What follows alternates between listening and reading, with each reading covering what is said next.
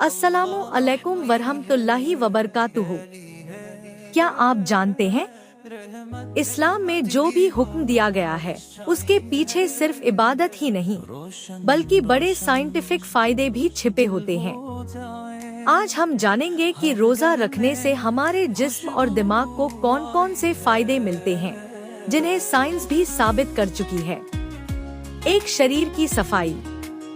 रोजा सिर्फ भूखा रहने का नाम नहीं बल्कि यह हमारे शरीर को अंदर से साफ करता है।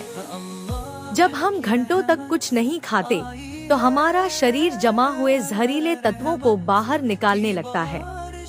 मेडिकल साइंस भी मानती है कि फास्टिंग यानी रोजा एक नेचुरल डिटॉक्सिफिकेशन प्रक्रिया है जो लिवर और किडनी को हेल्दी रखती है।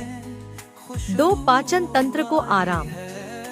रोजा हमारे पाचन तंत्र को एक तरह का ब्रेक देता है जिससे मेटाबॉलिज्म सुधर जाता है। रिसर्च बताती है कि फास्टिंग से एसिडिटी, ब्लोटिंग और अन्य पेट से जुड़ी समस्याएं कम होती हैं। यही वजह है कि रोजेदार खुद को हल्का और एनर्जेटिक महसूस करते हैं।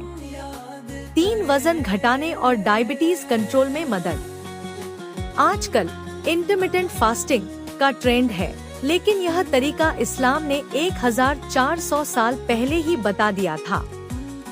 साइंस कहती है कि रोजा रखने से फैट तेजी से बर्न होता है, इंसुलिन कंट्रोल में रहता है और डायबिटीज जैसी बीमारियों का खतरा कम हो जाता है। 4, मानसिक शांति और दिमाग की ताकत। रोजा सिर्फ जिस्म ही नहीं, दिमाग के लिए भी फायदेमंद है। रिसर्च बताती है कि फास्टिंग के दौरान brain derived neurotrophic factor release होता है जिससे याददाश्त तेज होती है और फोकस बढ़ता है। यही नहीं, रोजा डिप्रेशन और तनाव को भी कम करता है।